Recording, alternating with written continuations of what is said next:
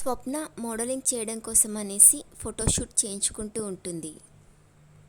అప్పుడే అక్కడికి వచ్చిన ఇంట్లో వాళ్ళందరూ స్వప్నాని చూసి ఒక్కసారిగా షాక్ అవుతారు.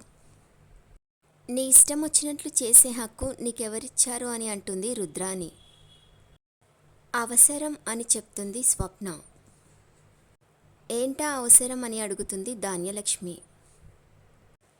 డబ్బు అని అంటుంది స్వప్న.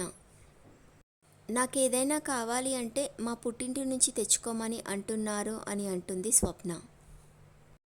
చాలా హాస్యాస్పదంగా ఉంది. వాళ్ళే ఈ ఇంటి మీద పడి దోచుకు తినేవాళ్ళు కదా అని అంటుంది ధాన్యలక్ష్మి. వాళ్ళు ఎవరిని దోచుకు తినడం లేదు, వాళ్ళ కష్టంతో వాళ్ళు బ్రతుకుతున్నారు అని అంటుంది కావ్య. దోచుకోవాలనుకునే వాళ్ళు కాకపోతే అప్పుని ఎరగా వేసి కళ్యాణ్ని ఎగరేసుకుపోవాలి అని అనుకుంటారు అని అంటుంది అనామిక. తర్వాత ఏం జరుగుతుందో నెక్స్ట్ ఎపిసోడ్లో చూద్దాం.